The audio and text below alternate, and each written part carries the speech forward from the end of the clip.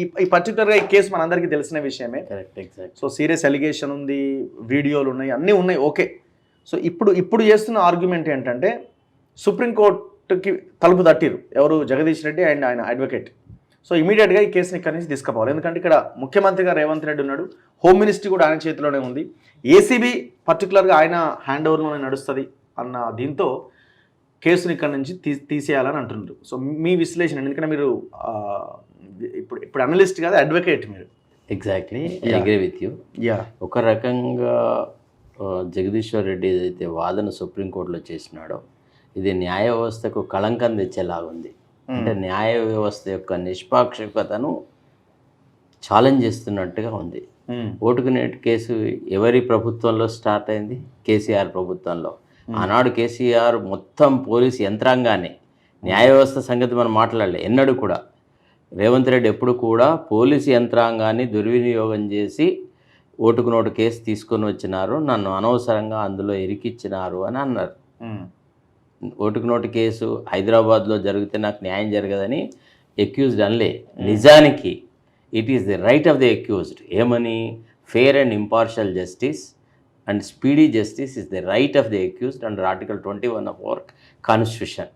రేవంత్ రెడ్డికి గనుక తనకు ఈ ఓటుకు నోటు కేసు తెలంగాణలో జరిగేటట్టుంటే బీఆర్ఎస్ నేతృత్వంలో ముఖ్యంగా కేసీఆర్ ఉక్కు పాదాల కింద నలుగుతున్న పోలీస్ డిపార్ట్మెంట్ ఆధ్వర్యంలో ఇది జరిగే పక్షంలో స్పెషల్ పబ్లిక్ ప్రాసిక్యూటర్స్ని పెట్టి రకరకాలుగా రేవంత్ రెడ్డిని హెరాస్ చేస్తున్న దశలో నిజానికి రేవంత్ రెడ్డి అడగాల్సింది ఏమని?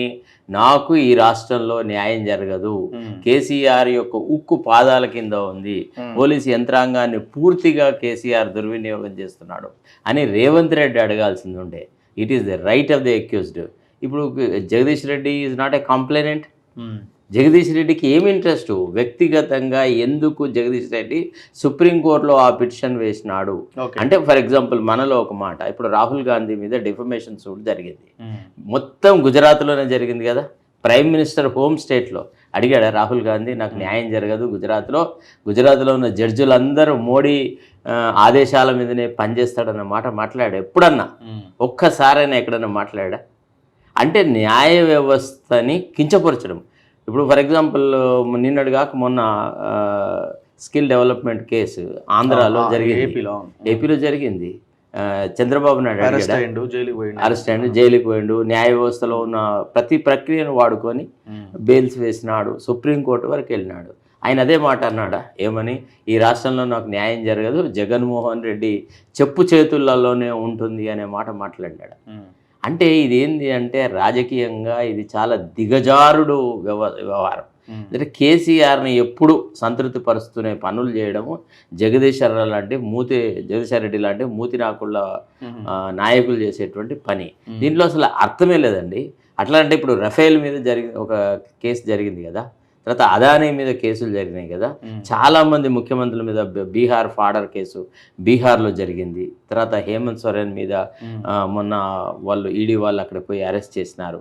దేశవ్యాప్తంగా ఈడీ ఈరోజు తర్వాత సిబిఐ రకరకాల రేడ్లు చేసేసి ఓన్లీ ప్రతిపక్షాల మీదనే, మళ్ళీ ఎవరి మీద కాదు, చేసి వాళ్ళని అందరినీ అరెస్టులు చేసేసి జైళ్ళలో పెడుతున్నారు కదా. మరి ఇప్పుడు ఆ ప్లీ చేయవచ్చా? ఇప్పుడు మీరు ఇంకొక example, Revanth Janwada farm house సంబంధించిన విషయం వెలుగులోకి తీసుకొచ్చినప్పుడు ఈయన పోయి స్టే తెచ్చుకున్నాడు కదా. మరి ఎవరు? కేటీఆర్ పోయి దీని గురించి ఎవరు మాట్లాడొద్దని సివిల్ కోర్టులో వైట్ ఛాలెంజ్ అంటే స్టే తెచ్చుకున్నాడు. అంటే నేను అనేది ఏంటంటే, సరే ఆ సందర్భాలు వేరు, నేను అనేది అంటే పవర్ వాళ్ళ చేస్తారు. ఇప్పుడు ఎట్లుంటుందంటే ఫర్ ఆస్కింగ్ ఇచ్చినారు, వీళ్ళన్న పాయింట్ ఏంది, వీళ్ళు ఇన్ఫ్లుయెన్స్ చేస్తారనే కదా.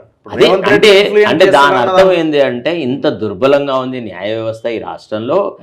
అంటే రేవంత్ రెడ్డి ముఖ్యమంత్రి కాగానే ప్రధానమంత్రి, మన ప్రధాన న్యాయమూర్తి, తర్వాత జడ్జిలు అందరూ రేవంత్ రెడ్డి సలహాలతోనే న్యాయం డిస్పెన్సేషన్ చేస్తున్నారు, ఇక్కడ న్యాయం నిర్ణయిస్తున్నారు అనేది ఆయన భావన ఏంటిది అన్నట్టు. అంటే నా పాయింట్ ఒకటి ఏంటంటే, ఇప్పుడు ఒక కేసు వచ్చింది అనుకోండి, పోలీసులు సాక్ష్యాలు సరిగ్గా సమర్పిస్తేనే, పోలీసులు స్ట్రాంగ్గా ఆ ఎవిడెన్స్ని కలెక్ట్ చేస్తేనే మీకు అక్కడ కేసు గెలవడానికి అవకాశం ఉంటుంది బాధితుల తరపున.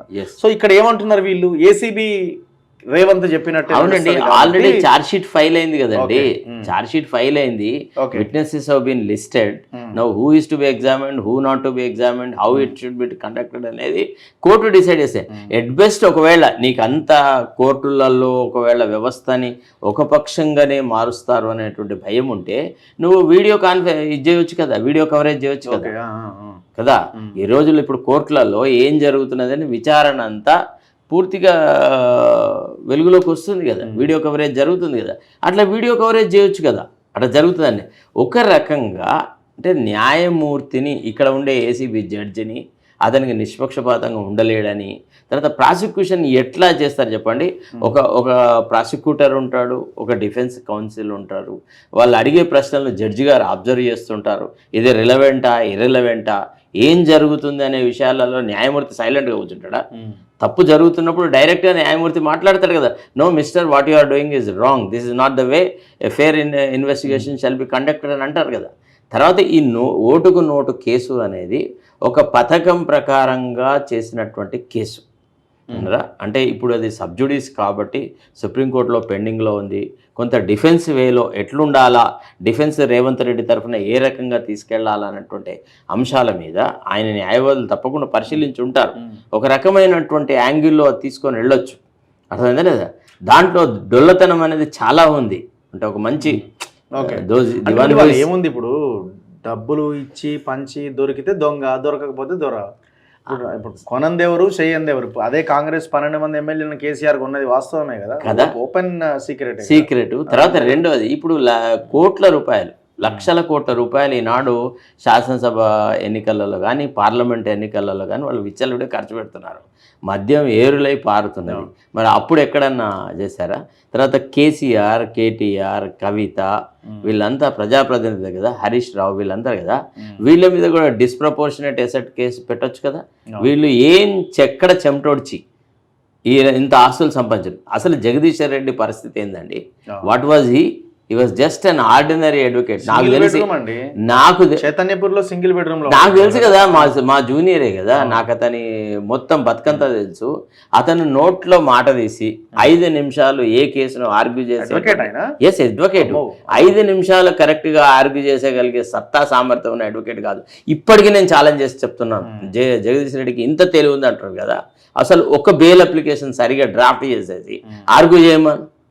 ఇది అంతా ఏంది అంటే ఒక రకంగా ఏదో ఒక అక్కసు అనమాట. ఇప్పుడు వాళ్ళు మొదటి నుంచి కూడా మీరు అబ్జర్వ్ చేస్తూనే ఉంటారు.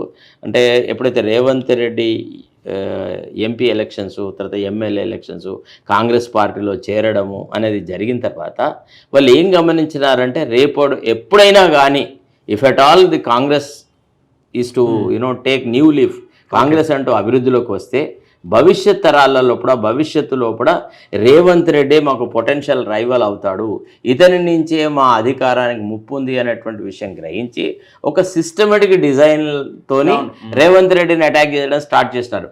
కాంగ్రెస్లో అంతమంది నాయకులు ఉన్నారు కదా, జానారెడ్డి ఉన్నాడు, ఉత్తమ్ కుమార్ రెడ్డి ఉన్నాడు, కోమటిరెడ్డి వెంకటరెడ్డి ఉన్నాడు, ఇంకా రకరకాల వాళ్ళు ఉన్నారు కదా. సేమ్ ట్రాప్ ఇక్కడ ఫామ్ హౌస్ కొనుగోలు దాంట్లో కూడా సేమ్ ట్రాప్, సేమ్ కెమెరాలు, సేమ్ టీము, అంతే కదా. ఇప్పుడు ఒకటండి, టీఎస్పీఎస్సికి సంబంధించిన వ్యవహారాలున్నాయి, పేపర్ లీకేజీలు అవన్నీ ఉన్నాయి.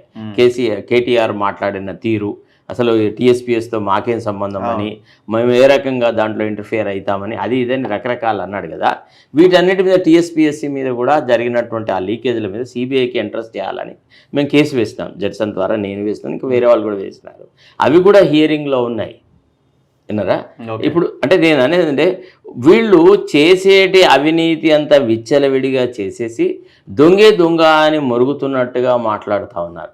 ఇది కేవలము రేవంత్ రెడ్డిని వ్యక్తిగతంగా ఒక డిఫెన్స్లో పెట్టాలి, ఒక అఫెన్స్ మూడ్లో ఉండకుండా చేయాలి. అంటే ఇప్పుడు ప్రధానమంత్రి మీద సపోజ్ ఒక కేసు ఏదైనా వచ్చిందనుకోండి, మరి అది సుప్రీంకోర్టులో వద్దు న్యూయార్క్లో పెట్టాలి ఆ కోర్టు అని అంటారా? చెప్పండి ఒక మాట.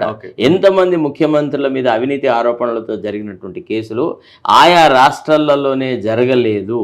నిజానికైతే రాహుల్ గాంధీ మీద జరిగిన డిఫమేషన్ కేసుకు సంబంధించి ఈవెన్ సుప్రీంకోర్టే కామెంట్ చేసింది, ఏమని? మ్యాక్సిమం పనిష్మెంట్ 2 years ఇవ్వాలా అనే దాని మీద సరైన సహేతుకమైన కారణం ఏది చెప్పలేదు అని చెప్పి సుప్రీంకోర్టు చెప్పింది.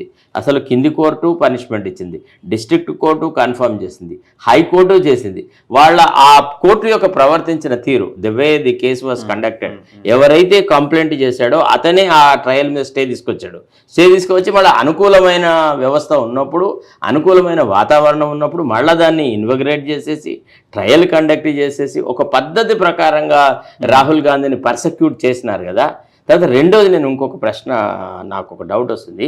ఇప్పుడు మధ్యప్రదేశ్లో భోపాల్కి ఎందుకు పోవాలి? వాట్ ఈస్ ది ఫెవికాల్ సంబంధం బిట్వీన్ బీజేపీ అండ్ బీఆర్ఎస్? వేరే రాష్ట్రాలలోకి ఎందుకు పోలేదు? మధ్యప్రదేశ్కి పోవాలా అంటే వీళ్ళు డిసైడ్ చేసుకొని ఉంటారు బీజేపీ అండ్ బీఆర్ఎస్, ఏమని రేవంత్ రెడ్డిని ఎట్లయినా కానీ భూపాల్లో ఫసాయిద్దాము, భూపాల్లో అయితే మా ప్రభుత్వం ఉంది, మా ఉక్కు పాదం ఉంది, మా ఇష్టం వచ్చినట్టు మేము చేస్తామని, అంతే కదా. ఇప్పుడు ఇంకో చోట ఎక్కడ ఎందుకు? సపోజ్ ఢిల్లీలోనే, ఢిల్లీ హైకోర్టుకి అడగొచ్చు కదా. మరి సపోజ్ ఒకవేళ నీకు తెలంగాణలో న్యాయం జరగదు అనుకుందాం, మరి ఢిల్లీలో కూడా హైకోర్టు ఉంది కదా, ఢిల్లీలో కూడా ట్రయల్ కోర్ట్స్ ఉన్నాయి కదా, ఏసీబీ కోర్టు ఉంది కదా, అక్కడికి అడగొచ్చు కదా. ఎందుకు? వై అంటే బీజేపీకి బీఆర్ఎస్కు ఉన్నటువంటి అవినాభావ సంబంధానికి ఇది ఒక నిదర్శనం. ఎన్నిసార్లు ఎంత ప్రయత్నం చేసినా కానీ చెప్పకనే చెప్తున్నారు వీళ్ళు, మేము బీజేపీ ఒకటే.